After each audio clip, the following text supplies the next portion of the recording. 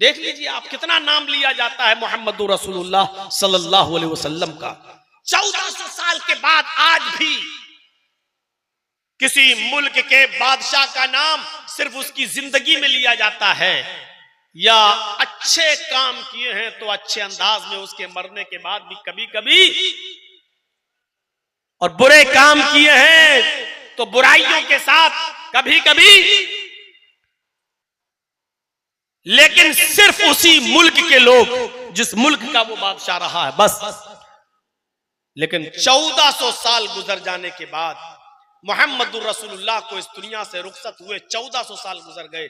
1400 साल के बाद सिर्फ हिंदुस्तान ही में नहीं, सिर्फ पाकिस्तान और बांग्लादेश में ही नहीं, बल्कि पूरी दुनिया के अंदर चले जाइए, वर्ल्ड का रिकॉर्ड देखिए, आज भी सारी दुनिया के मुसलमानों पर, आज भी सारी दुनिया के मुसलमानों के दिलों पर मोहम्मद रसूलुल्लाह सल्लल्लाहु अलैहि वसल्लम हुकूमत करते हुए नजर आएंगे।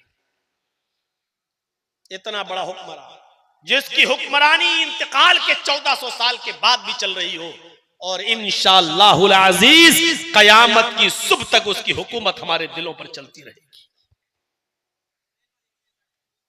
एनसाइक्लोपीडिया ब्रिटानिका का क्रिश्चियन राइटर अपनी किताब के अंदर लिखता है, एनसाइक्लोपीडिया में लिखता है, एक लम्हा यानी एक सेकंड के लिए भी कोई वक्त ऐसा नहीं गुजरता जिस वक्त उस सेकंड में मोहम्मद रसूलुल्लाह का नाम न लिया जा रहा हो। इस वक्त हमारी घड़ी में 1:55 हो रहा है। इस वक्त भी दुनिया के किसी न किसी कोने में फजर की अजान का वक्त हो चुका होगा, किसी जगह पर जुहर का वक्त भी होगा, दुनिया के किसी खित्ते में इस वक्त असर भी हो रही होगी, और दुनिया के किसी खित्ते में इस वक्त मगरिब भी हो रही होगी, और कहीं ईशा भी हो रही होगी। यानी इस वक्त रात के 1:55 पर भी वहां अजानों में नबी अकरम का नाम लिया जा रहा होगा, अशहदु अन्ना मुहम्मदर रसूलुल्लाह। आधे मिनट के बाद फिर कहीं कायम हो रहा होगा, वहां नाम लिया जा रहा होगा, फिर 1 सेकंड के बाद कहीं और नाम अजान हो रही होगी, फिर 1 सेकंड के बाद कहीं और टाइम। एनसाइक्लोपीडिया ब्रिटानिका का क्रिश्चियन राइटर कहता है 1 सेकंड भी ऐसा नहीं जाता कि वो सेकंड खाली हो जिसमें मोहम्मद रसूलुल्लाह का नाम न लिया जा रहा हो। वरफाना लका जिक्रक, हमने आपके जिक्र को इतना बुलंद कर दिया है, इतना बुलंद कर दिया है कि 1 सेकंड के लिए भी आपका नाम इस दुनिया में से गायब नहीं होता, आपका नाम खाली नहीं जाता, आपको याद न किया जाता हो, आपको हर वक्त हर सेकंड याद किया जा रहा है, आपका जिक्र बुलंद हो रहा है। आए मोहम्मद सल्लल्लाहु अलैहि वसल्लम, ये काफिरीने मक्का जो कह रहे कहने दो, हमने तो आपके जिक्र को इतना बुलंद कर दिया है कि जो तसव्वुर भी नहीं कर सकता, कोई सोच भी नहीं सकता। ये मकाम, ये मर्तबा दिया है अल्लाह तबारक व तआला ने मोहम्मद रसूलुल्लाह को।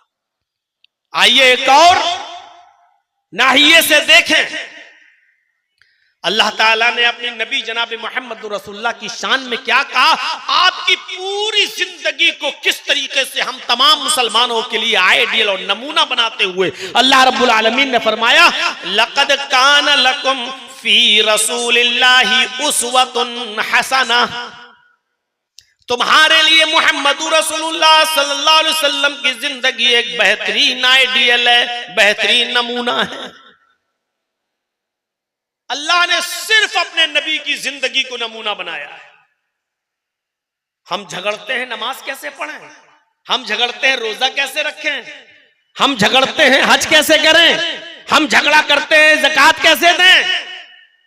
अल्लाह ने कहा कि नमाज और रोजे का झगड़ा तो छोड़ो, तुम्हें उठना भी वैसे पड़ेगा जैसे हमारे नबी उठते थे, तुम्हें बैठना भी वैसे पड़ेगा जैसे हमारे नबी बैठते थे, तुम्हें सोना भी वैसे पड़ेगा जैसे हमारे नबी सोते थे। तुम्हें खाना भी वैसे पड़ेगा जैसे हमारे नबी खाते थे, तुम्हें चलना भी वैसे पड़ेगा जैसे हमारे नबी चलते थे। तुम्हारा उठना, बैठना, लेटना, सोना, जागना, खाना, पीना, शादी, ब्याह, जिंदगी के तमाम मामलात, जब तक तुम उसमें हमारे नबी, हमारे रसूल की जिंदगी को आइडियल और मॉडल नहीं मानोगे, हम तुम्हारी इबादत को कबूल नहीं करेंगे।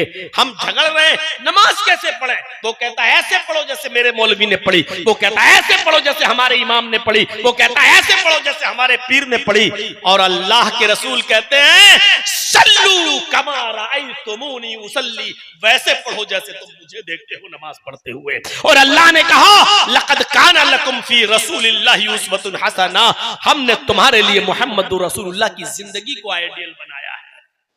तुम नमाज और रोजे की बात करते हो, तुम्हें लैट्रीन और पेशाब और पायखाना भी वैसे करना है जैसे हमारे नबी जनाब मोहम्मद रसूलुल्लाह ने सिखाया है।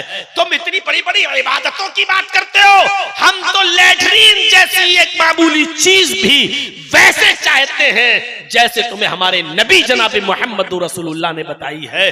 जिंदगी के हर गोशे में, जिंदगी के हर शोबे के लिए तुम्हारे लिए आइडियल और मॉडल और नमूना है जनाब मोहम्मद रसूलुल्लाह सल्लल्लाहु अलैहि वसल्लम। मौलाना साहब बात तो आपकी बहुत सही है, बात तो सही कर रहे हैं, सबके हलक में उतर रही है, लेकिन सुबह उठेंगे फिर कहेंगे ओह कुरान समझना हमारे बस की बात नहीं है।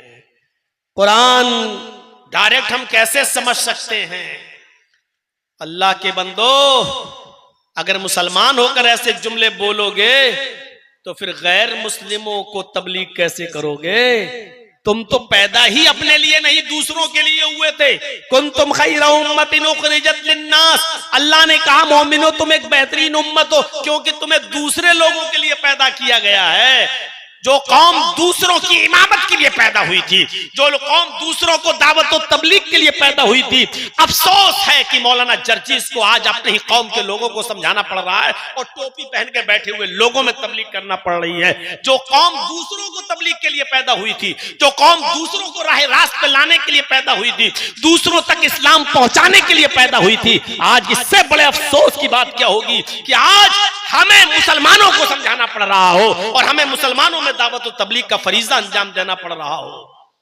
भाई ये डिस्टर्ब खत्म हो जाए तो बता दीजिएगा। लोग तुम्हारे हेलीकॉप्टर को देखेंगे और इसको देखेंगे कि तक़रीर सुनेंगे।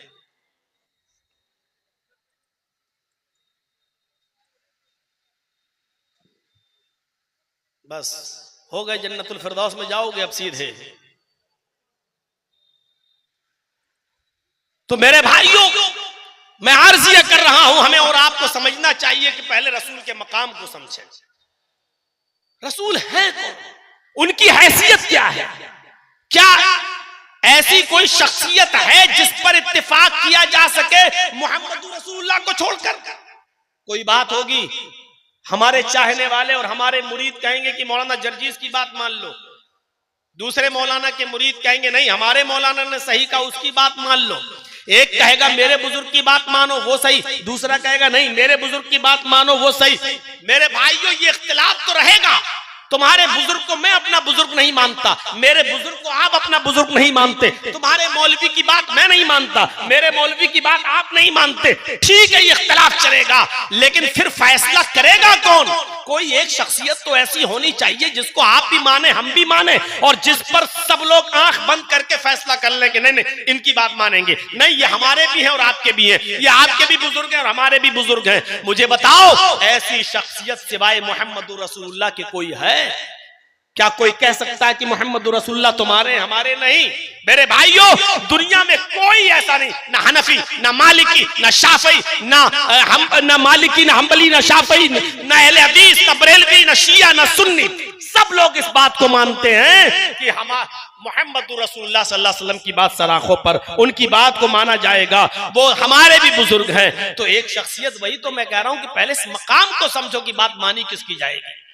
तुम बात करते हो नमाज और रोजे कैसे रखे जाओ, पढ़े जाएं। हमने तो उठना, बैठना, लेटना, सोना, जागना, खाना, पीना, हंसना, खेलना कूदना, यहाँ तक के पेशाब व पायखाना, शादी और ब्याह, जिंदगी के हर शोबे में हमने तुम्हारे लिए मोहम्मद रसूलुल्लाह सल्लल्लाहु अलैहि वसल्लम को आइडियल बना दिया है। यही वजह है कि अल्लाह के नबी सल्लल्लाहु अलैहि वसल्लम ने फरमाया, जब तुम कहीं पेशाब और लेटरिन कज़ाए हाजत की जरूरत पेश आ जाए तो इतनी दूर चले जाया करो कि जहां कोई नजर ना आए, और दरख्तों की आड़ में बैठकर तुम अपनी जरूरत से फारिग हो जाओ। और फिर आपने फरमाया कि तुम में से कोई भी शख्स कम से कम 3 पत्थर यानी 3 मिट्टी के ढेले या पत्थर से कम में इस्तंजा ना करे, पेशाब और लेटरिन न करे, कम से कम 3 पत्थर होना चाहिए, 3 ढेले। तो इस जब हजरत सलमान फारसी ने नबी अकरम सल्लल्लाहु अलैहि वसल्लम की इस हदीस का जिक्र जब किया और लोगों को बताया कि हमारे नबी ने फरमाया, तो यहूदियों ने कहा था कि आए सलमान, क्या इतनी जाहिल कौम मिली है तुम्हारे नबी को जो पेशाब और पायखाना करने का तरीका भी नहीं जानती? इतनी अज्जड़ कौम मिली है तुम्हारे नबी को जिसको पेशाब और पायखाना करने का तरीका भी बताया जा रहा है कि वो कम से कम 3 पत्थर इस्तेमाल कर लें। तो हजरत सलमान फारसी ने इसका जवाब देते हुए कहा था, अल्हम्दुलिल्लाह, अल्लाह का शुक्र है, आए यहूदियों, तुम अपनी माँ के पेट से ये सब सीख कर नहीं आए थे। तुम जब बड़े होते गए तो तुम्हारी माँ तुम्हें बताती गई, बेटा ऐसे बैठो, बेटा ऐसे इस हाथ का इस्तेमाल करो, इस हाथ से बर्तन पकड़ो। तुम अपनी माँ के पेट से सीख के नहीं आए। अल्लाह का शुक्र है कि मुझे ऐसा रसूल मिला जो माँ बाप की तरह हम पर शफकत करता है, और माँ बाप जिस तरीके से उंगली पकड़ के चलना अपने बेटे को सिखाते हैं, अपनी औलाद को सब कुछ, उसी तरीके से हमारे नबी हमें बताते हैं कि ऐसे पानी पियो, ऐसे खड़े होकर चलो, और लेटरिन की जरूरत हो तो इतनी दूर चले जाओ कि कोई देख ना सके, और बाएं पैर पर जोर देकर बैठो, और फिर अल्लाहुम्मा इन्नी अऊज़ु बिका मिनल खुब्सी वल खबाइस पढ़ो। और यह भी फरमाया कि अगर पानी न मिल सके तो 3 ताक ढेलों का कम से कम इस्तेमाल करो इस्तिंजे के लिए। अल्लाह का शुक्र है कि माँ बाप की तरह हमें सिखाने वाले नबी मिले हैं। मेरे भाइयों, जिस नबी ने हमें पेशाब और पायखाना करने तक का तरीका बताया हो, उसने हमें नमाज नहीं बताई होगी, उसने हमें रोजा नहीं बताया होगा, उसने हमें हज नहीं बताया होगा, उसने हमें ज़कात देने का तरीका नहीं बताया होगा, उसने हमें शादी करने का तरीका नहीं बताया होगा, उसने हमें मर्दों की फील्ड क्या है और औरतों की फील्ड क्या है, क्या ये नहीं सिखलाया होगा?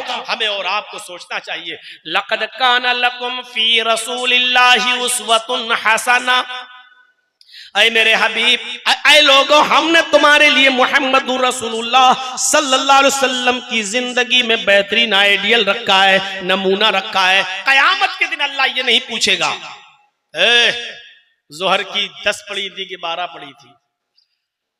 कयामत के दिन अल्लाह ये नहीं पूछेगा इशा की 7 पढ़ी थी कि 17 पढ़ी थी। कयामत के दिन अल्लाह ये नहीं पूछेगा तरावी 20 पढ़ी थी कि 8 पढ़ी थी। मैं किसी चीज को ना सही कह रहा हूं, ना गलत कह रहा हूं, ना मैं मुफ्ती हूं। इतना जो पढ़ मैं बस जो बताना चाह रहा हूं, कोई आदमी अपने ऊपर न ले। कयामत के दिन अल्लाह ये नहीं पूछेगा। कयामत के दिन अल्लाह ये कहेगा कि तूने ये नमाज उस तरह पढ़ी या नहीं जिस तरह मेरे नबी जनाब मोहम्मद रसूलुल्लाह सल्लल्लाहु अलैहि वसल्लम ने बताई है। इसलिए कि मैंने आइडियल और नमूना किसी मुल्ला, मौलवी, पीर, वली, इमाम, मुहद्दिस को नहीं बनाया था। हमने आइडियल और नमूना मोहम्मद रसूलुल्लाह सल्लल्लाहु अलैहि वसल्लम को बनाया था। ये पूछेगा अल्लाह, मोहर किसकी है? अमेरिका की मोहर लगा दो अपने नोट पर, जबकि करेंसी वहां की महंगी है। आपके मुल्क में चल जाएगा वो नोट? नहीं चलेगा। अब आपको इतनी लंबी, इतनी स्टैंडर्ड मोहर लगी है अमेरिका की, फिर भी नहीं चल रहा, नहीं चलेगा। क्यों? आपके मुल्क में आपकी करेंसी चलेगी, चाहे उसकी कीमत घटिया ही क्यों ना हो, कभी ही क्यों ना हो। मेरे भाइयों, रकातों की तादाद कम ही क्यों ना हो, मोहर चलेगी जनाब मोहम्मद रसूलुल्लाह सल्लल्लाहु अलैहि वसल्लम की। हमें तो ताज्जुब होता है कि लोग अपनी अपनी किताबों में ऐसे मनगढ़ंत किस्से कैसे लिख देते हैं। एक किताब पढ़ रहा था, लिखा हमारे बुजुर्ग एक दिन में 2000 रकातें पढ़ते थे, 2000 रकातें पढ़ते थे। सुभान अल्लाह। और उस किताब में नीचे लिखा है, वहावड़ो, तुम्हारे यहां पर भी कोई ऐसा वली पैदा हुआ है जो एक दिन में 24 घंटे में 2000 रकातें पढ़ता हो? खुश होते हैं लोग ऐसे किस्से और कहानियां सुनकर। मैंने किसी जलसे में कहा था, उसका जवाब देते हुए, अल्हम्दुलिल्लाह ऐसा कोई आदमी हमारे यहां पैदा नहीं हुआ जो एक दिन में 24 घंटे में 2000 रकातें पढ़ता था। ये नमाज थी। आप थोड़ा सा अपने दिमाग पर जोर लगाओ, अल्लाह अकबर। बहुत जल्दी भी पढ़ोगे तो आप कम से कम स्पीड ये तो रखोगे ना, सुभानक अल्लाहुम्मा व बिहम्दिका व तबारक अस्मुका व तआला जद्दुका व ला इलाहा गैरुक, औज़ु बिल्लाहि मिनश शैतानिर रजीम, बिस्मिल्लाहिर रहमानिर रहीम, अल्हम्दुलिल्लाहि रब्बिल आलमीन, अर्रहमानिर रहीम, मालिकि यौमिद्दीन, इय्याका नअबुदु व इय्याका नस्तईन। ये स्पीड तो रखोगे कम से कम, कि ये भी नहीं रखोगे। और फिर आप पढ़ के देखिए, आप 4 रकात आपको 5-6 मिनट से कम नहीं लगेंगे। चलो 1 मिनट की 1 रकात मान लो, तो 4 रकातें कितनी हो गई? 4 मिनट। अब आप जोड़ लीजिए 1 घंटे में कितनी हुई? 60 रकात। जब 1 घंटे में 60 हुई तो 24 घंटे में कितनी होंगी? 1 मिनट की 1 रकात भी मान लो तो 24 घंटे में 1440 के आसपास हो रही है, 1500 मान लो। जब 1 मिनट की 1 रकात आप पढ़ेंगे तब 24 घंटे में 1400, 1450, 1500 हो रही हैं। और हजरत पढ़ते कितनी हैं? 2000। अब इनसे पूछो कि तुम नमाजें पढ़ रहे थे या बाबा रामदेव वाली एक्सरसाइज कर रहे थे? जैसे बाबा रामदेव पेट हिलाता, 1 2 3, ये रकातें तुम्हारी थी। कौन सी नमाज तुम पढ़ रहे थे? और नीचे लिखा, वहाबड़ो क्या ऐसा वली तुम्हारे यहां पर भी पैदा हुआ? अल्हम्दुलिल्लाह, ऐसा खुराफाती वली तुम्हें मुबारक हो, हमें अहले हदीसों को नहीं। तुम लो इसको अपनी पॉकेट में रखो, संभाले रहो इसको। और वो भी 1440 रकातें कब होंगी? जब 1 मिनट की 1 रकात मानोगे। कब होंगी? जब हमारे बाबा लैट्रीन न करने जाते हो तब। अगर लैट्रीन करने गए तो 10 रकातें कम कर लो, 10 मिनट तो लगेंगे। खाना खाने अगर बैठ गए, 10 मिनट खाना खाने में लग गया तो 10 रकातें और कम कर लो। और 24 घंटे में अगर 2 घंटा भी सोया होगा, 2 घंटा कम से कम, तो 120 रकातें तब कम कर लो।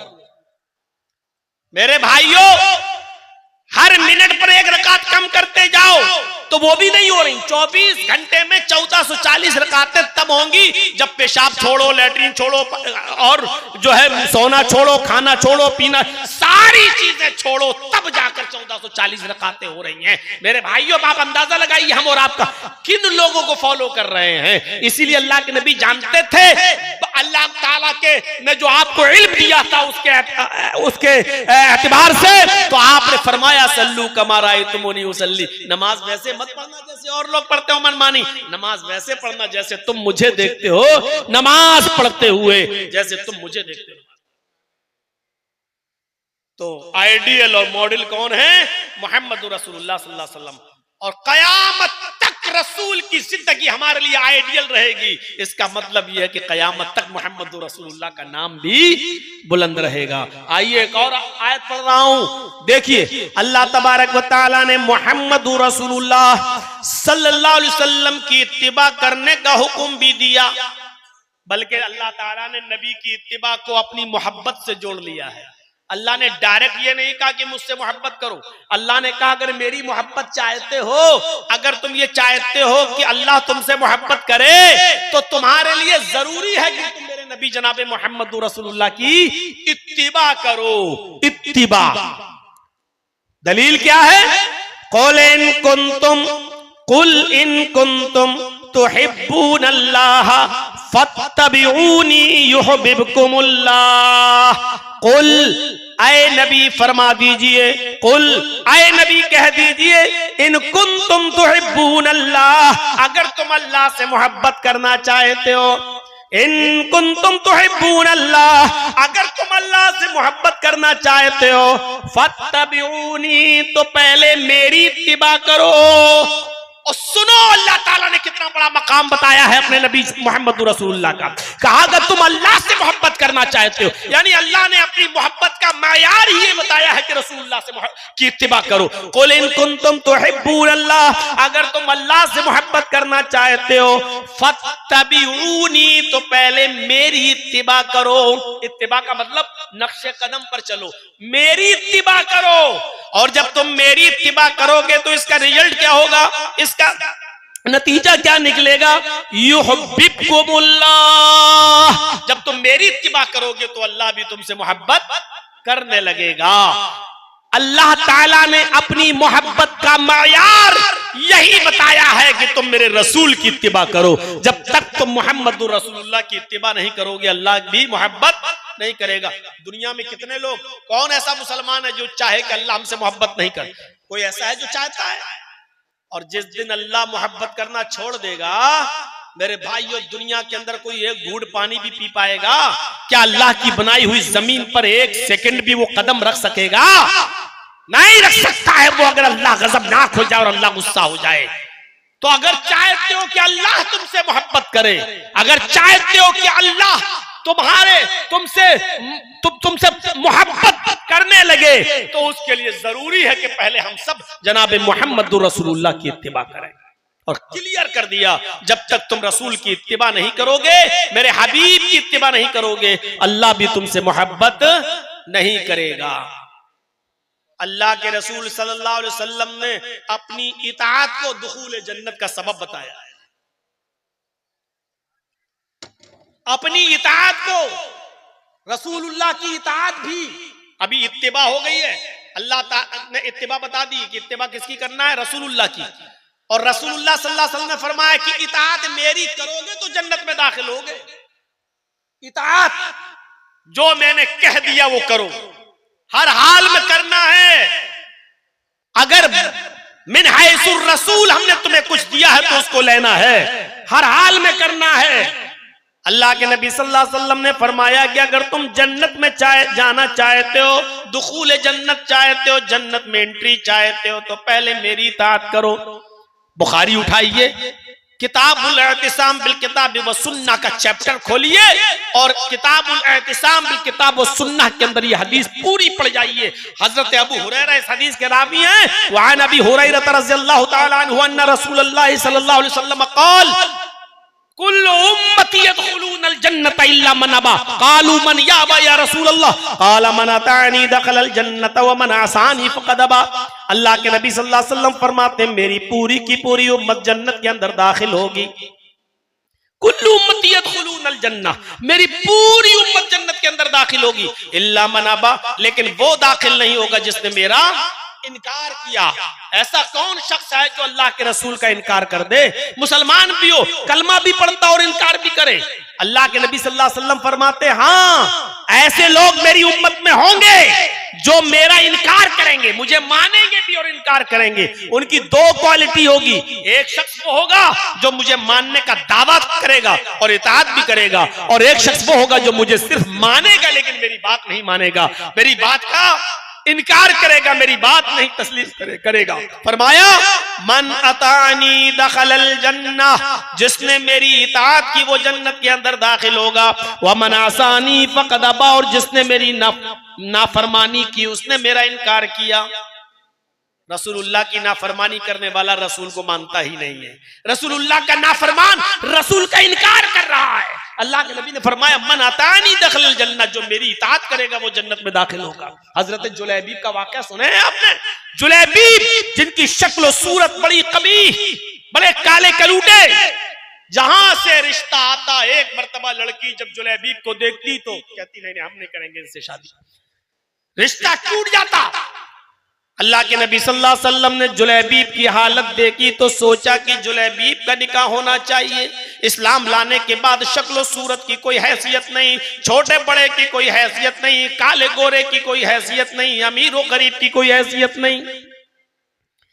आपने एक लेटर लिखवाया और वो लेटर मदीने के इंतहाई कोने में एक अंसारी सहाबी को दिया। उनकी एक लड़की थी बहुत खूबसूरत, हसीनो जमील, जुलैबीब को वो लेटर देकर भेजा, क्या है जुलैबीब इस लेटर को ले जाओ और उस अंसारी सहाबी को दे देना, उसके घर को दस्तक देना। अगर सहाबी बाहर निकले, अंसारी बाहर निकले तो उसको मेरा सलाम अर्ज करना और ये लेटर दे देना। वो लेटर पढ़ेंगे और अपनी बेटी का निकाह तुम्हारे साथ कर देंगे। जुलैबीब उस लेटर को लेकर जाते हैं, उस खत को लेकर जाते हैं और मदीने के उस कबीले में, उस गांव में पहुंचते हैं। उस अंसारी का मकान पूछते हैं, दरवाजे को दस्तक देते हैं, अंसारी बाहर निकलता है। हजरत जुलैबीब ने सलाम किया, उन्होंने जवाब दिया, फिर कहा कि अल्लाह के नबी सल्लल्लाहु अलैहि वसल्लम ने आपको सलाम कहा है और ये खत दिया है। उस अंसारी ने जब उस खत को पढ़ा तो आग बबूला हो गया, कहने लगा जुलैबीब तुम्हारी हिम्मत कैसे हुई मेरे दरवाजे पर आने की? अपनी बेटी का निकाह मैं तुम्हारे साथ कर दूं, मेरी चांद जैसी खूबसूरत बेटी, मेरी चांद जैसी हसीन और जमील बेटी, और तुम अपनी शक्ल सूरत भी किसी आईने में देख कर आए हो और मैं अपनी बेटी का निकाह तुम्हारे साथ कर दूं, नहीं हो सकता है। जुलैबीब ने कहा कि मुझे तो अल्लाह के रसूल ने भेजा है और कहा है कि ये लेटर दे देना, मैंने तो ये खत दिया है, बाकी आप समझ लें।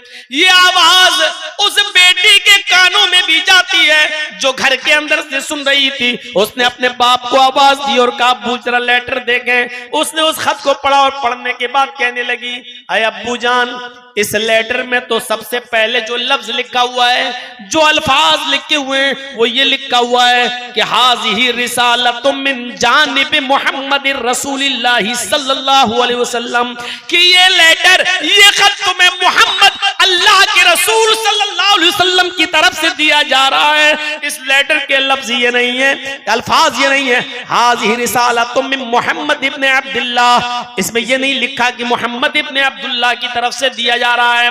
इस लेटर में लिखा है कि ये खत में मुहम्मदुर रसूलुल्लाह, अल्लाह के रसूल की तरफ से दिया जा रहा है। आय अब्बू जान, ये लेटर मोहम्मद इब्न अब्दुल्लाह ने नहीं, मुहम्मदुर रसूलुल्लाह ने दिया है। और रसूलुल्लाह का मतलब ये है कि उनकी हर बात को मानना हमारी जिम्मेदारी है।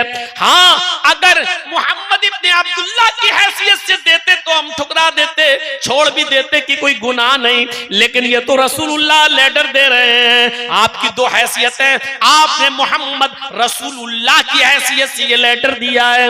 आए अब्बू जान, अगर आप मेरा निकाह जुलैबीब से नहीं करेंगे तो मैं अपने आप को जनाब मोहम्मद रसूलुल्लाह के सामने पेश कर दूंगी और कहूंगी कि मेरी पूरी जिंदगी आप पर निछावर है, आप जो हुक्म देंगे मैं करने के लिए तैयार हूं। आए मेरे अब्बू, इस्लाम लाने के बाद मैं अपनी मर्जी की मालिक तो न रही, इस्लाम लाने के बाद मैं अपने दिल की मालिक तो न रही। इस्लाम लाने का मतलब ही है कि मैंने अपनी लगाम जनाब मोहम्मदुर रसूलुल्लाह के हाथों में दे दी है। बाप ने जब अपनी बेटी का ये जुमला सुना तो कहने लगा, बेटी जरा उसकी शक्ल सूरत तो देख, जरा उसके चेहरे की तरफ तो देख।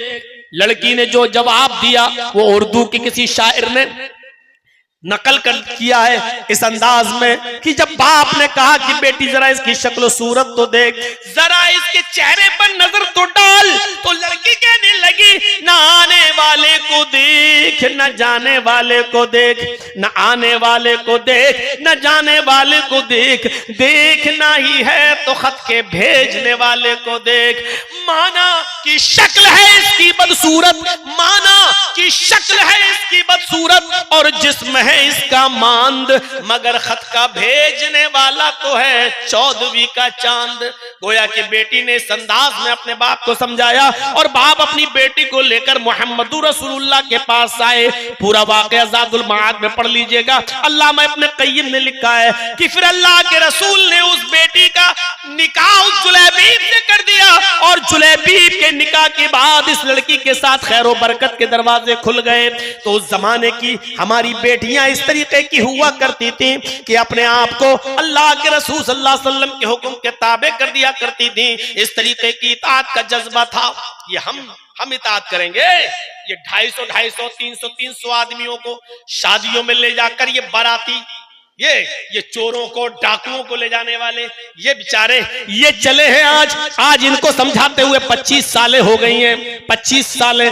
लेकिन जो पहले था वही अब था, वह जो पहले था। कोई पूछे कि जर्जी साहब आपने सबसे पहली तकरीर कब की? और अब मैंने सबसे पहली तकरीर की थी बंबई के अंदर। उस वक्त मेरी उम्र थी 17 साल 10 महीना, बाल ठाकुरे के खिलाफ। और जब उसने कहा था ना कि हरे रंग पे पाबंदी लगा दो, मुख्तार अहमद नदवी की सदारत थी, बांद्रा में जलसा था, कॉन्फ्रेंस थी, सब हिंदू सब थे उसमें, देवबंदी, बरेलवी, शिया, सुन्नी सब। तो बाल ठाकुरे ने कुछ कह दिया था कि मोहम्मद अय्याश, मक्कार, ये इस तरीके के जुमले बोले थे उसने कि एक बीवी से पेट नहीं भरा तो 11-11 बीवी रखता था, और जब मैं देश का प्रधानमंत्री बनूंगा तो हरा रंग बंद कर दूंगा, ये मुसलमानों का रंग है, इस्लामी रंग है, और मैं इस पे पाबंदी लगा दूंगा। तो उस वक्त मुझे लोग लेके गए, मैं बंबई में प्रोग्राम में नहीं गया था, लेकिन मैं वहां था। तो नदवी साहब कहने लगे, मुख्तार साहब चलिए तुम अच्छा बोल लेते हो तो 10 मिनट का टाइम तुम्हें भी दिलवा देंगे बोलने के लिए। तो मैं गया, लेकिन इत्तेफाक ये था कि उधर भी सबसे बाद में हमको टाइम मिला जैसे आज मिलना है। 17 साल 10 महीने का था मैं।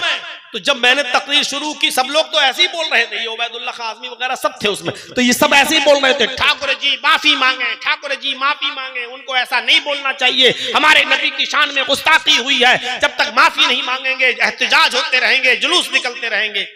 अब मेरे अंदर इतनी अकल वकल नहीं थी। 17 साल 10 महीना जब मेरा नंबर आया तो मैंने 8 मिनट का टाइम क्या बोलूंगा मैं, नहमदु व नुसल्ली अला रसूलिल करीम, इसी में 1-2 मिनट निकल गए। अब 6 मिनट की तकरीर में मैंने कहा कि हमारे नबी की तो 11 बीवी थी, जिनका जिक्र 7 तो बीवी थी, और 11 और एक मारिया किप्तिया को जोड़ लो जो बांधी थी तो 12।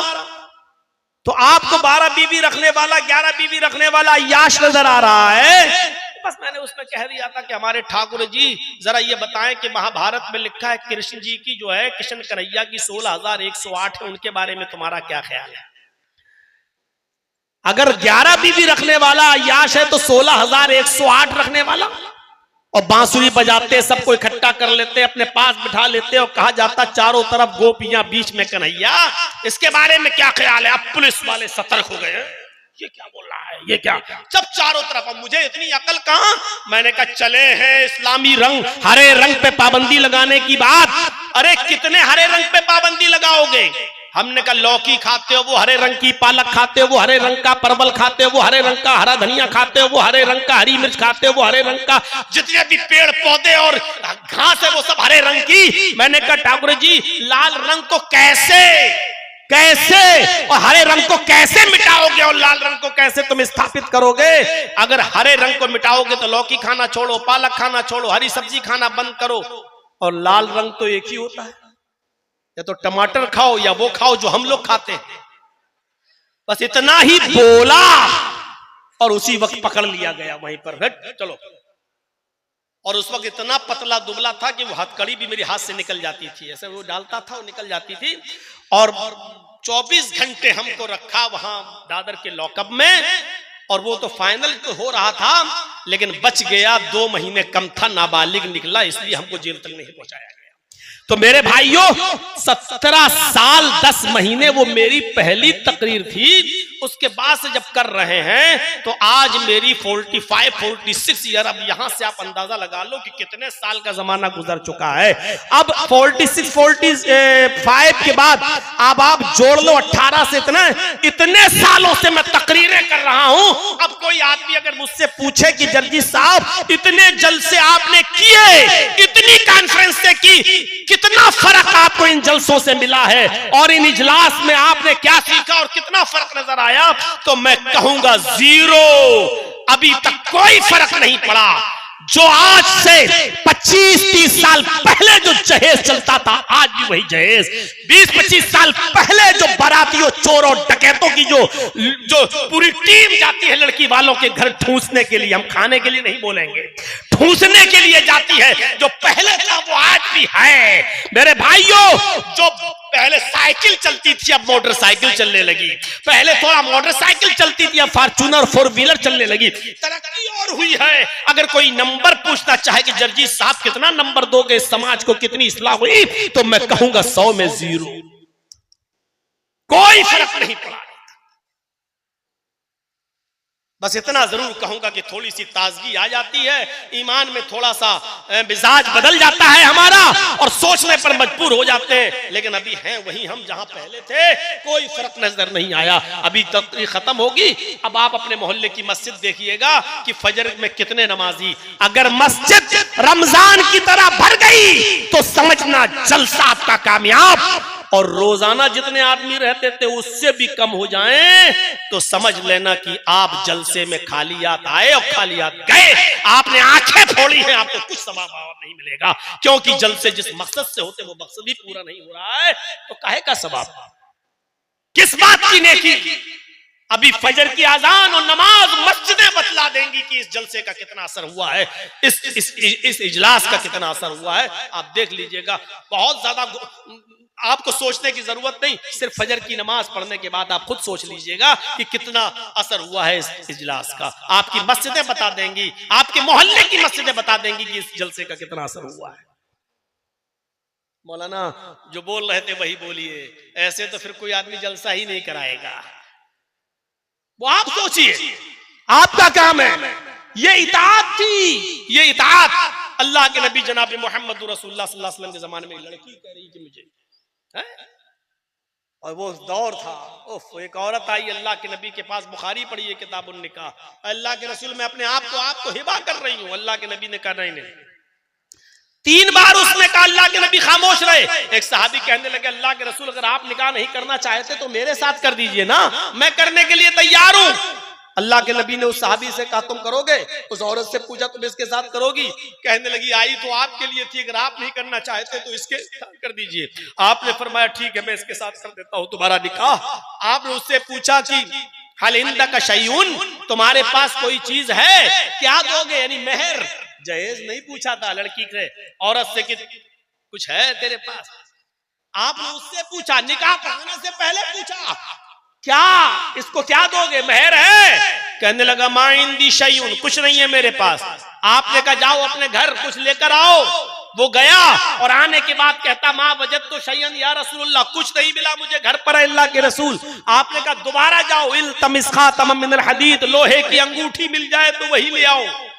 वो दोबारा गया, घर पे आया, कहा अल्लाह के रसूल मेरे घर पे लोहे की अंगूठी भी नहीं है, सोने की नहीं लोहे की। कहा लोहे की अंगूठी भी नहीं हो, चले हो निकाह करने, क्या दोगे तुम अपनी बीवी को मेहर? कहने लगा कुछ नहीं है मेरे पास। मायूस हो गया, जाने लगा। आपने कहा कहां जा रहे हो? कहा अल्लाह के रसूल जा रहा हूँ खेती बाड़ी करने, खेत जा रहा हूँ काम करने।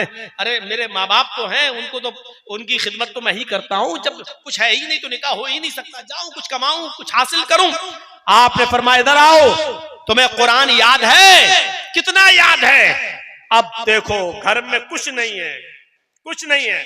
तो कहा कि कुछ तो होगा। कहा कुछ नहीं, एक लुंगी है, इंदी इज़ारुन या रसूल अल्लाह, अल्लाह के रसूल एक लुंगी है मेरे पास। आपने कहा अच्छा एक लुंगी है कहाँ? अरे उसी को ले आओ यार, वही दे दो। कहने लगा पुरानी है। आपने कहा बनी रहने दो लेकिन इसको दे दो। कहता अल्लाह के रसूल अगर इसको दे दूंगा तो मैं क्या पहनूंगा, वही पहन के तो सोता हूं मैं। कहा अच्छा तो तुम वो भी नहीं दे सकते हो?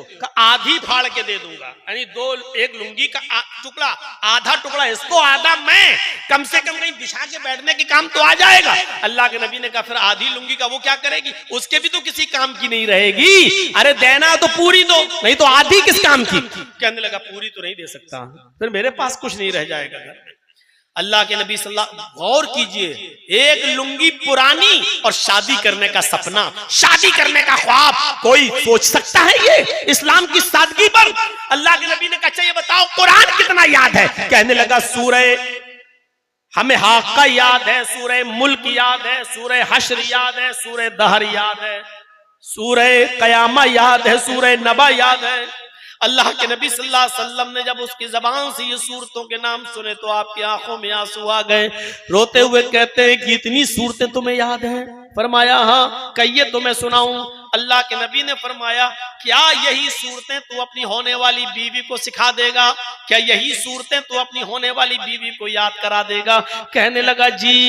आपने उस औरत से पूछा कि तेरे शौहर के पास होने वाले कुछ नहीं है, एक लोहे की अंगूठी भी नहीं है, कुरान की इन्हीं सूरतों को मैं मेहर बना देता हूं, क्या तू माल के बदले इन सूरतों को मेहर में कबूल करती है? उसने कहा अल्लाह के रसूल, जिस लड़की के, जिस औरत के निकाह में कुरान की सूरतें मेहर बन जाएं, उससे ज्यादा बाबरकत और पाकीज़ा निकाह किसका हो सकता है? मुझे मंजूर है। अल्लाह के नबी सल्लल्लाहु अलैहि वसल्लम ने वहीं बैठे बैठे निकाह कर पढ़ा दिया। चूंकि उस औरत का वली कोई नहीं था, क्योंकि उसके बाप इंतकाल कर चुके थे, इसलिए अल्लाह के रसूल खुद काजी की हैसियत से आप उसके वली बन गए और आपने उस औरत को वहीं से रुखसत कर दिया। न चोरों का पता, न बारातियों का पता, न डकैतों का पता, न हल्दी का पता, न मलीदे का पता, न उबड़ने का पता, मेरे भाइयों, न जहेज का पता। और आज 1400 साल के बाद भी सादा शादी के तस्करे मौलवी जर्जीस आपकी महफिल में कर रहा है। मुझे बताओ, अडानी ने अपनी बेटी की शादी की है, उसका जिक्र कितने दिन चला? ज्यादा से ज्यादा 1 महीना 2 महीना। उसके बाद आज अडानी के उस शादी को जो उसने अपने बेटे की थी, और करोड़ों रुपया, अरबों रुपया खर्च कर दिया, आज उसका जिक्र कोई करने वाला नहीं है। लेकिन इस सादगी के साथ होने वाले निकाह का जिक्र 1400 साल के बाद की महफिल में हो रहा है और कयामत तक होता रहेगा। मेरे भाइयों, अल्लाह के रसूल सल्लल्लाहु अलैहि वसल्लम की इताअत करो। और अल्लाह ताला ने फरमाया, अल्लाह के नबी ने फरमाया, मन अतानी दखलल जन्नह, जो मेरी इताअत करेगा वो जन्नत में दाखिल होगा। व मन आसानी फकत दबा, और जिसने मेरी नाफरमानी की उसने मेरा इनकार कर दिया। मेरे भाइयों, यहां से हमें और आपको सोचना पड़ेगा कि अल्लाह ताला ने क्या मकाम दिया। रसूल की इताअत को दुखूल जन्नत का जरिया बना दिया, सबब बना दिया। रसूल की इताअत करोगे तो जन्नत में दाखिल होगे। यानी जन्नत का दाखिला हमें तभी मिलेगा जब हम रसूल की इताअत करेंगे। दुनिया में कितने पैगंबर आए? 1 लाख, 1.25 लाख, 1.5 लाख, 1,24,000 जो कही जाती है। कोई फिक्स गिनती नहीं बताई गई हदीस में, और जिसमें बताई गई वो हदीस सही नहीं है। मेरे भाइयों, जरा हम अंदाजा लगाएं, इतने नबियों में ये मकाम और ये मर्तबा सिर्फ मोहम्मद रसूलुल्लाह सल्लल्लाहु अलैहि वसल्लम को मिला कि अल्लाह ताला ने अपने पास बुलाया और मेराज की दौलत से माला माल किया, आसमानों की सैर कराई। मोहम्मद रसूलुल्लाह से पहले किसी ने भी आसमानों की सैर नहीं की। कुरान पढ़िए, सुब्हानल्लज़ी असरा बिअब्दिही लैलन मिनल मस्जिदिल हराम इलल मस्जिदिल अक़सा, सुब्हानल्लज़ी असरा बिअब्दिही लैलन मिनल मस्जिदिल हराम इलल मस्जिदिल अक़सा। बाबरकत है वो जात जो ले गई अपने बंदे मोहम्मद रसूलुल्लाह सल्लल्लाहु अलैहि वसल्लम को रातों ही रात मस्जिद हराम से बैतुल मक़दिस तक। कितनी बड़ी सआदत। और फिर बैतुल मक़दिस से आप ने 7 आसमानों का सफर किया, जन्नत देखी, जहन्नम देखी, और वहां से फिर रिटर्न वापस भी आ गए। यहां आप देखिए कितना बड़ा मकाम अल्लाह तबारक व तआला ने दिया है। कोई ये ना कहे कि अल्लाह के रसूल गए थे, नहीं, अल्लाह ले गया था। बहुत से लोग कहते हैं ना, तुम तो अपने जैसा इंसान मानते हो, तो अल्लाह के रसूल अगर तुम्हारे जैसे इंसान थे तो वो आसमानों पर गए, तुम क्यों नहीं जाते हो? जाओ, जाकर दिखाओ। मोहम्मद रसूलुल्लाह नहीं गए, ये तुम्हारी भूल है, अल्लाह ले गया। कुरान के अल्फाज पढ़िए, सुब्हानल्लज़ी असरा बिअब्दिही, बाबरकत है वो जात जो ले गई अपने बंदे को। अल्लाह ले गया। और अल्लाह कैसे ले गया, ये सवाल करना कुफ्र है। ये सवाल नहीं कर सकते हो अल्लाह के बारे में कि अल्लाह कैसे ले गया। अगर ये सवाल करोगे अल्लाह कैसे, इसका मतलब यह कि तुम अल्लाह को कमजोर मानते हो। अल्लाह कैसे ले गया, इसका मतलब यह कि तुम अल्लाह को कमजोर समझते हो। तुम्हारा अकीदा अल्लाह के बारे में सही नहीं है। सुब्हानल्लज़ी असरा बिअब्दिही लैलन मिनल मस्जिदिल हराम इलल मस्जिदिल अक़सा, बाबरकत है वो जात जो ले गई अपने बंदे को, यानी अल्लाह ले गया। अल्लाह कैसे ले गया हमें नहीं मालूम, हम सिर्फ इतना जानते हैं, इन्नल्लाह अला कुल्लि शैइन क़दीर, वो हर चीज पर कादिर है। वो मोहम्मद रसूलुल्लाह को ले जाने पर भी कादिर है। जब बैतुल मक़दिस पहुंचे, मकाम देखो, हजरत जिब्राइल अलैहिस्सलातु वस्सलाम ने वुजू करवाया। अल्लाह के नबी बैतुल मक़दिस में पहुंचकर वुजू कर रहे हैं। आपकी नजर पड़ी, तमाम पैगंबर बैठे हुए, सफे लगाए हुए। आपने पूछा ये कौन है? जिब्राइल अलैहिस्सलाम ने कहा ये अंबिया किराम है, ये सारे पैगंबर हैं। अल्लाह रब्बुल आलमीन ने इनको दुनिया में बैतुल मक़दिस में भेज दिया है। अल्लाह के नबी सल्लल्लाहु अलैहि वसल्लम ने जब वुजू बनाया तो जिब्रील ने हाथ पकड़ा और हाथ पकड़कर मुसल्ला इमामत पे खड़ा कर दिया। आपने फरमाया जिब्रील मुझे यहां कहां खड़ा कर रहे हो? फरमाया मैंने आपको मुसल्ला इमामत पे खड़ा कर दिया है। अल्लाह के नबी ने पूछा जिब्रील मुझे क्या करना है? कहा आपको नमाज पढ़ाना है। कहा इनको क्या करना है? मेरे पीछे जो ये तमाम सफ़े लगाए बैठे हुए हैं इनको क्या करना है? जवाब दिया आए मोहम्मद सल्लल्लाहु अलैहि वसल्लम इनको आपके पीछे नमाज पढ़ना है। अल्लाह के नबी खड़े हो गए और आपने इमामत की और तमाम नबियों ने आपके पीछे नमाज पढ़ी। सारे पैगंबरों ने मोहम्मद रसूलुल्लाह सल्लल्लाहु अलैहि वसल्लम के पीछे नमाज पढ़ी। आपने बैतुल मक़दिस में 2 रकात नमाज पढ़ाई। सारे पैगंबरों ने आपके पीछे 2 रकात नमाज अदा की। मेरे भाइयों ये नमाज पढ़ाना मकसद नहीं था और अंबियाए किराम का नबी के पीछे नमाज पढ़ना मकसद नहीं था, बल्कि पूरी दुनिया को ये मैसेज देना था, पूरी दुनिया को ये पैगाम देना था कि लोगों अब किसी पीर पे झगड़ा खड़ा मत करना, किसी इमाम पे झगड़ा खड़ा मत करना। नमाज कैसे पढ़ो? किस इमाम के तरीके पर पढ़ो, किस मौलवी के तरीके पे पढ़ो, किस पीर के तरीके पे पढ़ो, ये झगड़ा खड़ा मत करना। हमने तुम्हें वो इमाम दिया है जो सारे पैगंबरों का इमाम है, हमने तुम्हें वो नबी दिया है जो सारे अंबिया का इमाम है और जिसके पीछे सारे पैगंबरों ने नमाज पढ़ ली। जब सारे नबी जिसकी इक्तिदा में नमाज पढ़ सकते हैं तो उस नबी को तुम अपना नबी क्यों नहीं मान सकते हो? जब सारे नबियों ने और रसूलों ने उसको अपना नबी मान लिया, अपना इमाम मान लिया है, तो फिर तुम्हें भी उनको अपना इमाम मानना होगा।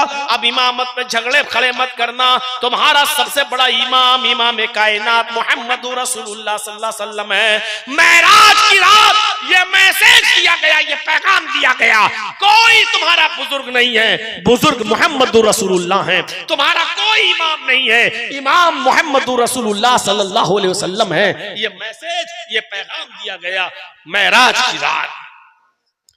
सुब्हानल्लज़ी असरा बिअब्दी लैलन मिनल मस्जिदिल हराम इलल मस्जिदिल अक़सा।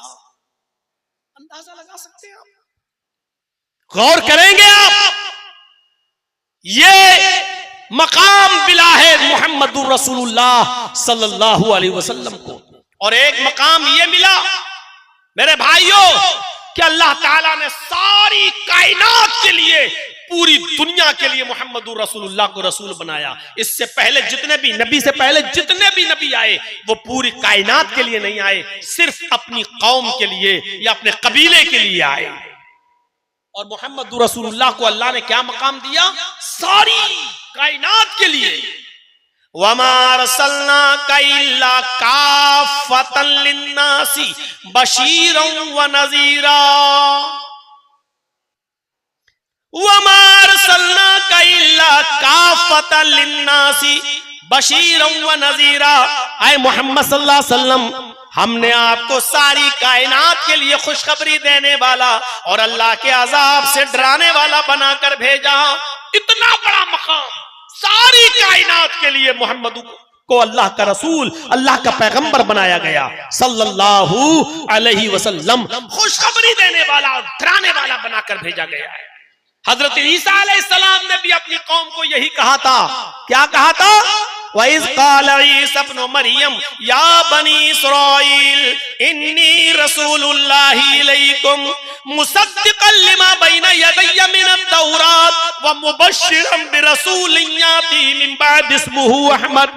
ईसा अलैहिस्सलाम ने कहा मेरी कौम के लोगों, आए इस्राइल के बेटो, आए बनी इस्राइल, मैं तुम्हारी तरफ अल्लाह का रसूल बनाकर भेजा गया हूं, सिर्फ बनी इस्राइल के लिए। या बनी इस्राइल इन्नी रसूलुल्लाहि इलैकुम, मैं तुम्हारी तरफ अल्लाह का रसूल बनाकर भेजा गया हूं, सिर्फ अपनी कौम के लिए।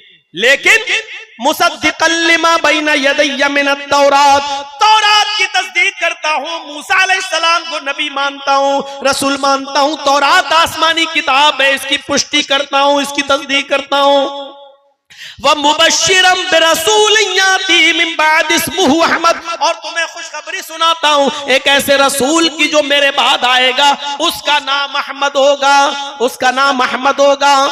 सबके लिए अल्लाह के नबी सल्लल्लाहु अलैहि वसल्लम ने फरमाया कि मैं तुम सब की तरफ अल्लाह का रसूल बनाकर भेजा गया हूं। मोहम्मद रसूलुल्लाह सबके लिए। अल्लाह के नबी सल्लल्लाहु अलैहि वसल्लम ने फरमाया कि 5 चीजें ऐसी हैं जो मुझे दी गई, मुझसे पहले किसी नबी को नहीं दी गई। ओतीतु खम्सन लम युतहुन्ना अहदुन क़ब्ली। मुस्लिम शरीफ की हदीस के अल्फाज है, अल्लाह के नबी सल्लल्लाहु अलैहि वसल्लम ने फरमाया 5 ऐसी चीजें जो मुझे अता हुई हैं, मुझसे पहले ये 5 चीजों में से कोई चीज किसी नबी को नहीं दी गई। क्या है वो 5 चीजें? 5 चीजों पर गौर करिए। पहली चीज तो यही है कि सबके लिए अल्लाह के रसूल, कान कुल्लु नबी युबासु इला कौमी खासतन व बुइस्तु इला कुल्लि अहमरा व अस्वद। अल्लाह के नबी फरमाते हैं पहली चीज क्या है कि अल्लाह ने जितने भी नबी दुनिया में भेजे वो अपनी कौम के लिए, खास अपनी कौम के लिए भेजे। इला कौमी खासतन, वो सिर्फ अपनी खास कौम के लिए आए। वबुइस्तु इला कुल्ली अहमरा व अस्वद, लेकिन मैं हर सुर्ख व सयाह के लिए आया। यानी मुझे अल्लाह ताला ने सबके लिए, सारी कायनात के लिए, हर काले गोरे के लिए, हर सुर्ख व सयाह के लिए मुझे रसूल बनाकर भेजा। पहली खुसूसियत क्या है कि मुझे सबका रसूल बनाकर भेजा गया है। एक ये 5 चीजें जो बता रहा हूं किसी को भी खड़ा करके पूछ सकता हूं, ताकि पता चले कि इस रात के 2:45 बजे कौन गौर से सुन रहा है, कौन नहीं सुन रहा है। ये 5 चीजें याद रखना। पहली चीज बता दी सबके लिए, हर नबी आया अपनी कौम के लिए, मोहम्मद रसूलुल्लाह आए सबके लिए, पहली चीज। दूसरी चीज पर गौर कीजिए, व उहिल्लत लियल गनाइम वलम तुहल्ल लि अहदिन क़ब्ली। दूसरी चीज, माले गनीमत को मेरे लिए हलाल किया गया। मुझसे पहले अल्लाह रब्बुल आलमीन ने माले गनीमत किसी के लिए हलाल नहीं किया था। मुझसे पहले भी जितने नबी आए, जंगें हुई, लड़ाइयां हुई, और जो जंगों में माल लूटा जाता था, जो छोड़ के लोग भागते थे, वो किसी के लिए हलाल नहीं था। लेकिन अल्लाह रब्बुल आलमीन ने मेरे लिए, मेरे सहाबा के लिए जो जंगें लड़ रहे हैं उनके लिए माले गनीमत को हलाल करार दिया है। उहिल्लत लियल गनाइमु, हमारे लिए माले गनीमत को अल्लाह ने हलाल किया है। कितने लोग जो जंगों में लड़ते थे और भागते थे, माल छोड़कर, बीवी छोड़ के, बच्चे छोड़ के, इन सबको ले लिया जाता था, और जो औरतें पकड़ी जाती थी उनको लौंडी बना लिया जाता था। मेरे भाइयों, माले गनीमत को हलाल किया गया। तो पहली चीज अल्लाह के रसूल सबके लिए, आपकी बेअसत सबके लिए। दूसरी चीज माले गनीमत की हिल्लत, जो नबी अकरम से पहले किसी और नबी के लिए जायज नहीं था। तीसरी चीज पर गौर करो, व जुइलत लियल अर्जु तय्यबन व तहूरन व मस्जिदन अय्युमा रजुलिन दरकतहु सलातु सल्ला हैसु कान।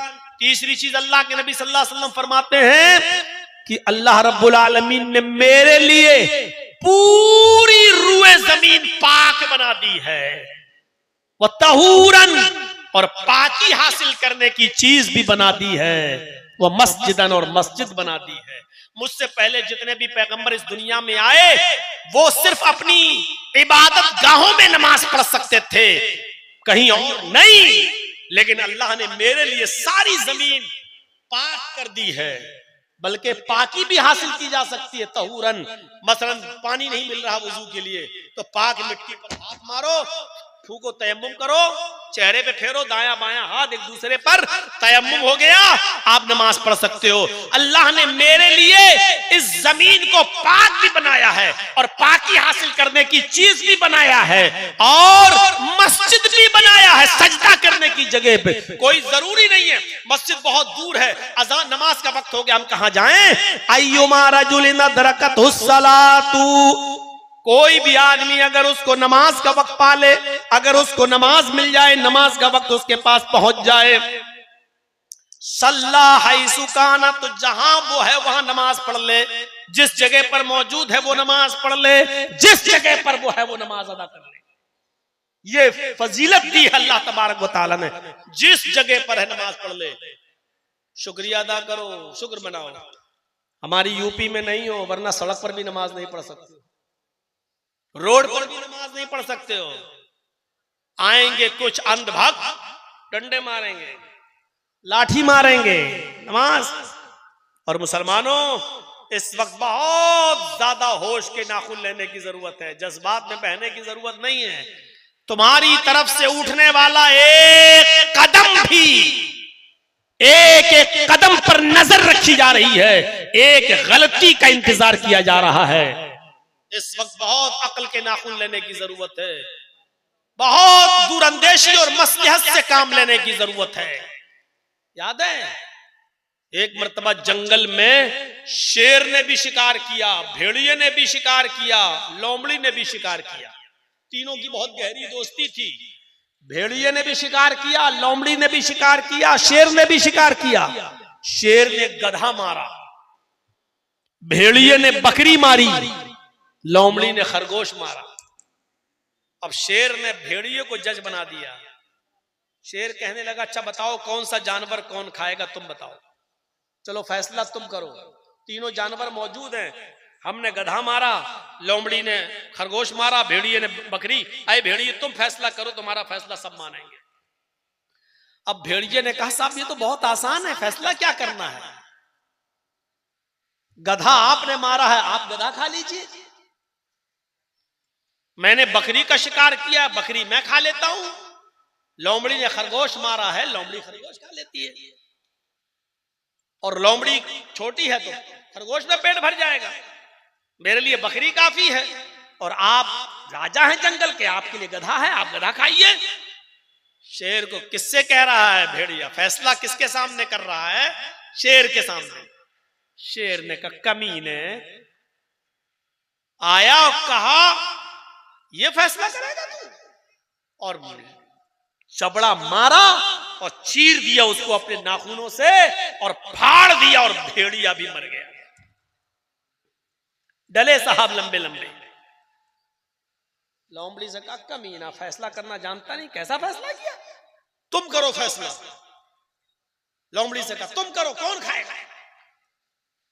लोमड़ी तो समझ गई। लोमड़ी ने कहा, अरे भाई जंगल के राजा आप हैं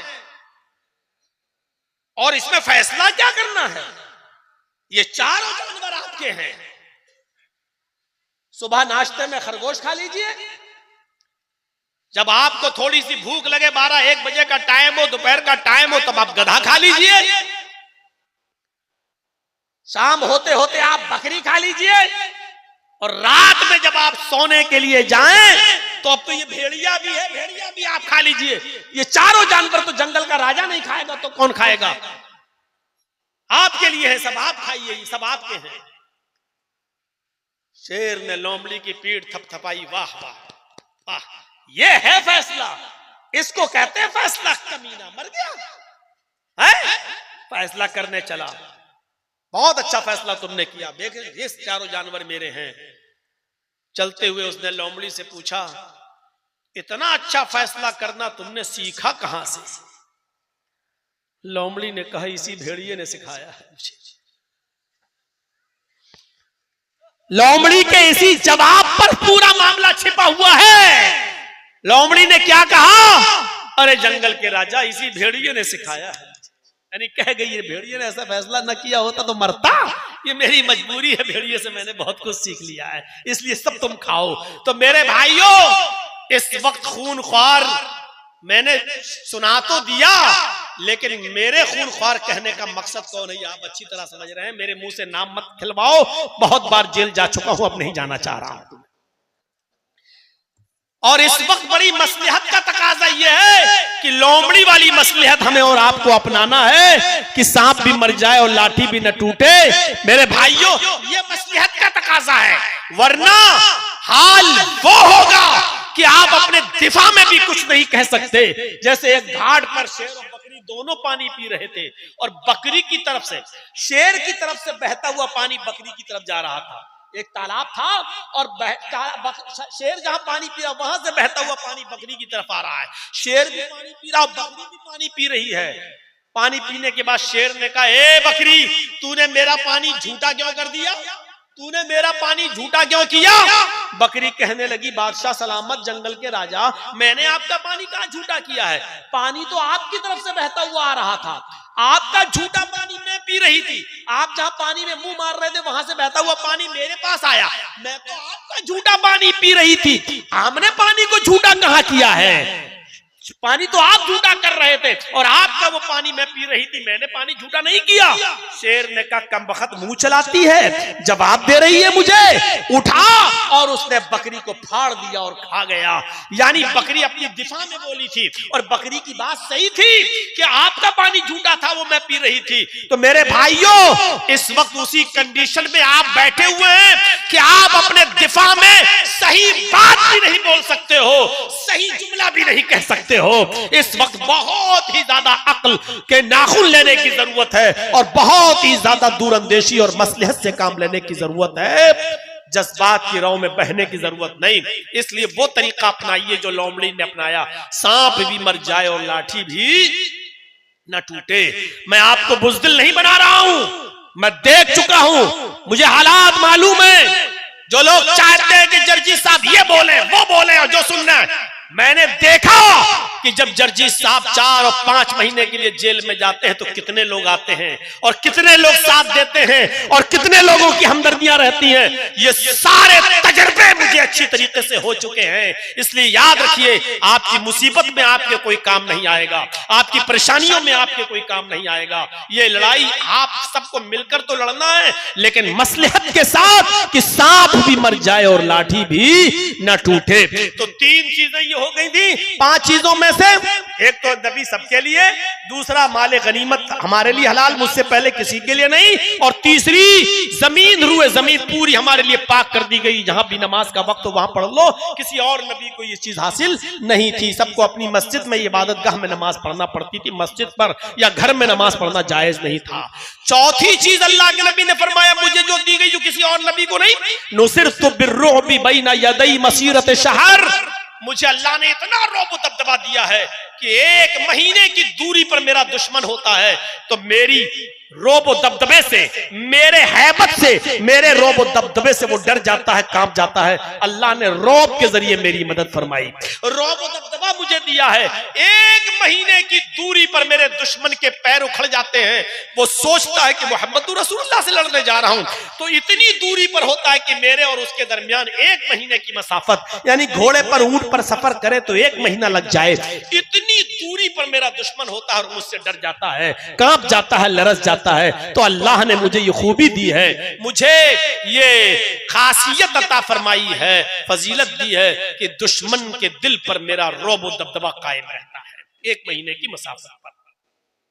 और 5वीं चीज अल्लाह के नबी ने फरमाई, ओतीतु शफाअह, अल्लाह ने मुझे शफाअत अता फरमाई। शफाअत कुबरा, किसी और नबी को शफाअत हासिल नहीं है।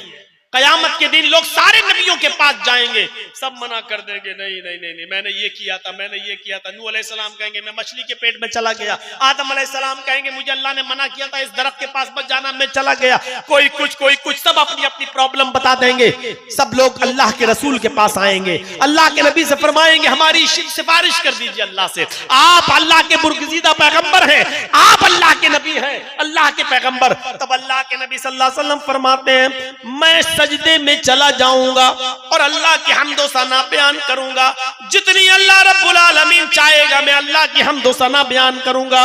फिर आसमान से आवाज आएगी, अल्लाह फरमाएगा इरफा रासक सल तोता वशफी तुशफ़ा, आए मोहम्मद सल्लल्लाहु अलैहि वसल्लम अपना सर उठाइए।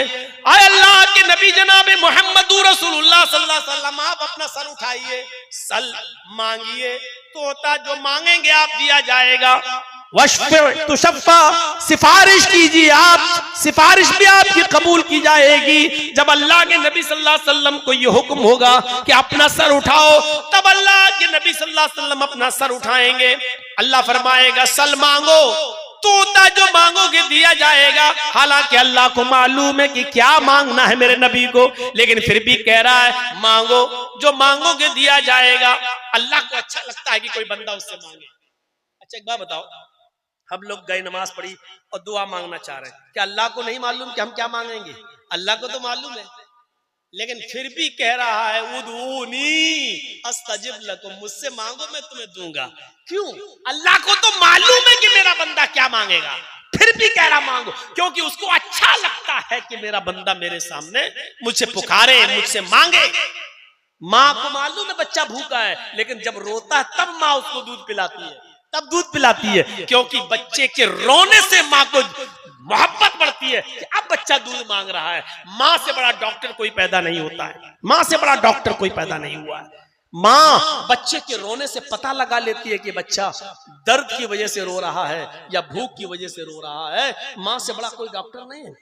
मैंने कैसी औलादों को देखा मेरे भाइयों, अपनी माँ पर डांटते हुए कहते हैं, अपनी बीवी की बात मानते हुए। माँ ने पूछा बेटा क्या, अरे तू जा यार, तू क्यों आ गई बीच में, तू नहीं समझेगी हमारे बीच में, तू नहीं समझेगी, अरे जा डुगरिया, जा बुढ़ी है, अरे अम्मा जाओ, तुम नहीं समझोगी क्या है। उस माँ से कहते हो तुम नहीं समझोगी। जब तू छोटा था बचपन में बोलना भी नहीं जानता था, जो तेरे रोने की आवाज से पहचान जाती थी कि तू दूध मांग रहा है या तेरे हंसली पसली में दर्द हो रहा है, पेट में दर्द। आज तू उस माँ से कह रहा है कि तू नहीं समझेगी, तुझसे बड़ा बेगैरत कौन होगा। मेरे प्यारे साथियों, अल्लाह को मालूम है कि मेरा नबी क्या मांगेगा, लेकिन फिर भी कह रहा है मांगो, जो मांगोगे दिया जाएगा।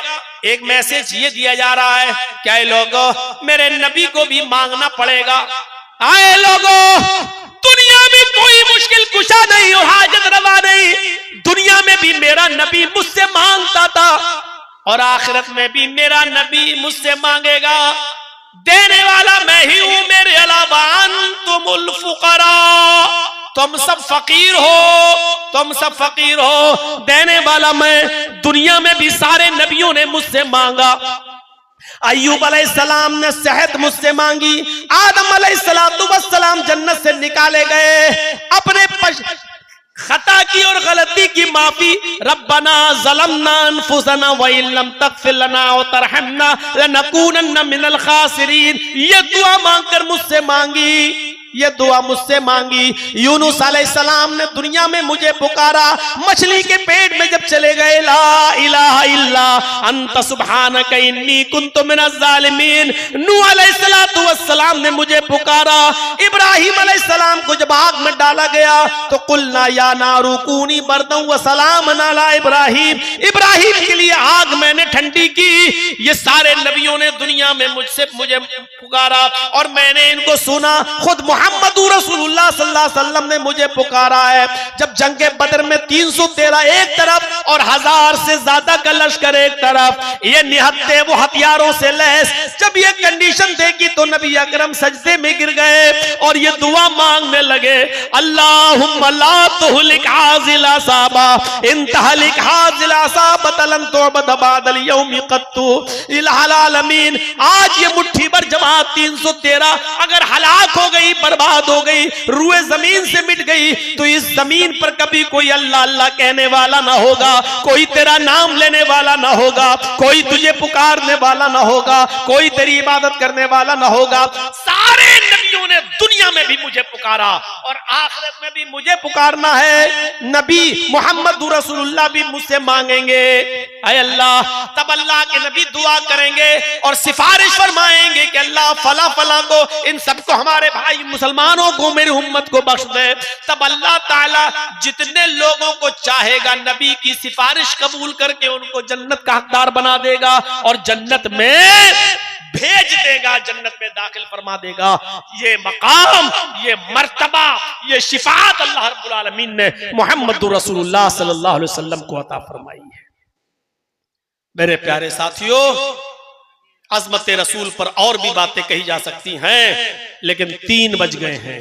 मुझे भी मुजफ्फरपुर की तरफ निकलना है आधे घंटे के अंदर अंदर, तो इसलिए मुझे सिर्फ इतनी सी इल्तिमास के बाद 1:20 पे मैं बैठा था और 1 घंटा 40 मिनट के इस खिताब को पर इक्तिफा करता हूं, इस उम्मीद के साथ के मकाम रिसालत को समझेंगे, असमत रसूल को समझेंगे और मोहम्मद रसूलुल्लाह को अपना इमाम और अपना पेशवा समझेंगे और हर मामले में नबी की इताअत और नबी की इत्तिबा ही को ओढ़ना और बिछोना समझेंगे। अल्लाह से दुआ करता हूं कि बारे इलाह हमें मोहम्मद रसूलुल्लाह का मुतीअ फरमा बरदार बनने करने की तौफीक अता फरमा, नबी अकरम सल्लल्लाहु अलैहि वसल्लम की इत्तिबा करने की तौफीक अता फरमा। इलाहुल आलमीन, जब तक तू हमें जिंदा रख, इस्लाम पे जिंदा रखना, और जब हमारा खात्मा हो तो ईमान पर हमारा खात्मा फरमाना। वमा अलैना इल्लल बलागुल मुबीन व आखिरु दावाना अनिल हम्दुलिल्लाहि रब्बिल आलमीन। अस्सलामु अलैकुम व रहमतुल्लाहि व बरकातुहू। बहुत ही दर्द के साथ एक पैगाम मैं आपको देना चाहता हूं। मुझे बहुत तकलीफ होती है मेरे भाइयों, जब कोई शख्स दौड़ता हुआ और भागता हुआ जब आता है मुसाफे के लिए, और साथ में फिर वो सेल्फी लेने की और फोटो लेने की कोशिश करता है। मेरे भाइयों, किसी आलिम की फोटो और सेल्फी लेने से आप जन्नती नहीं हो जाएंगे। आप इस तकलीफ में मत डालिएगा। आपसे गुजारिश है, अगर मुझसे मोहब्बत और उलमा से मोहब्बत है तो उनको अपनी दुआओं में याद रखिए, हम भी दुआओं में याद रखेंगे, लेकिन आप सेल्फी के लिए और मुसाफे के लिए आप नहीं दौड़ेंगे। अल्लाह ताला हम सबको उलमा की इज्जत करने की तौफीक अता फरमाए और एक दूसरे को तकलीफ देने से बचाए। अस्सलामु अलैकुम व रहमतुल्लाहि व बरकातुहू।